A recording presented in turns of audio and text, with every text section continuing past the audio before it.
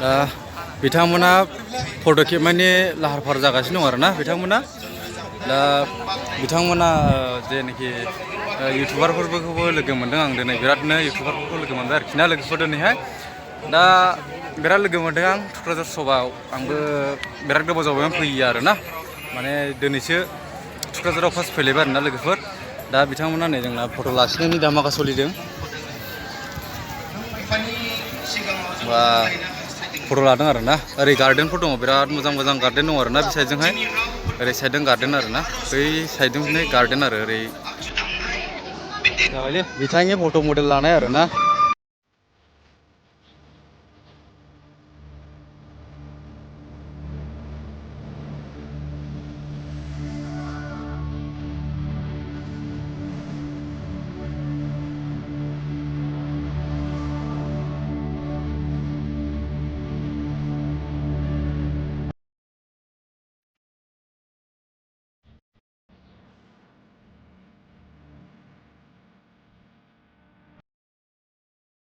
बिथां गाव सिगाङाव लोगो मोनदों सिगाङाव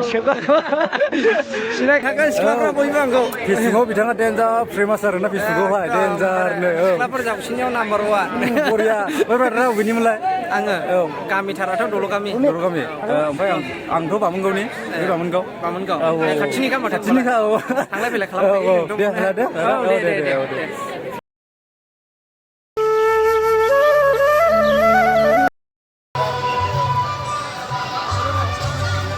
फुल बायनायनि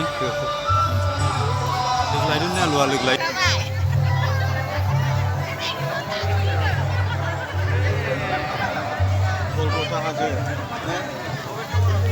कलकाता हाजो दा बियो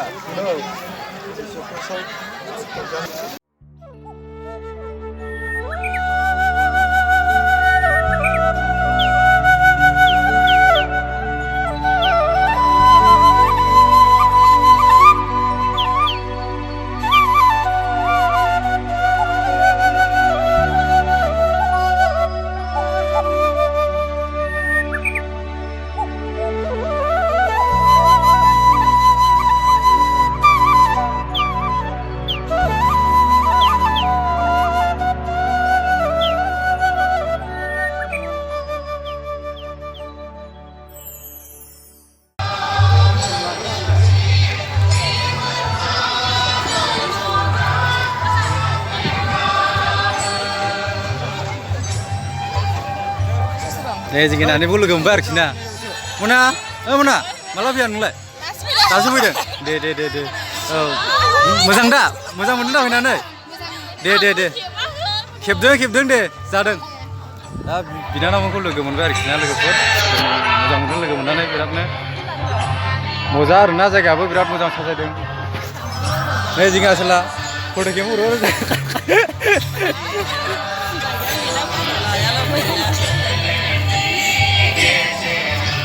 गेटनि डेक'रेसनाबो मोजाङै साजायदों आरोना मोजां जादों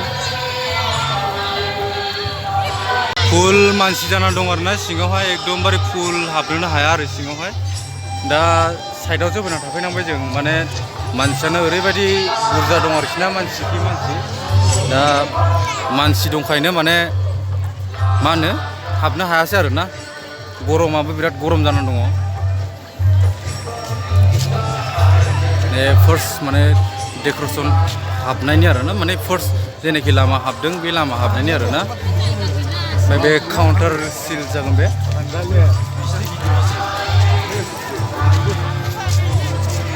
दा हाबनायनि लामा बेयो आरोना बे साइडआवनो आरो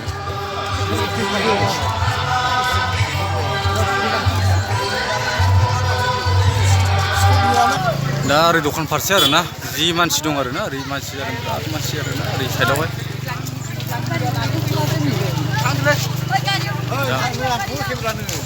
दा नै बिथांमोनखौबो माने दखानसिम लानानै फैबाय आङो दा दखानावहाय मा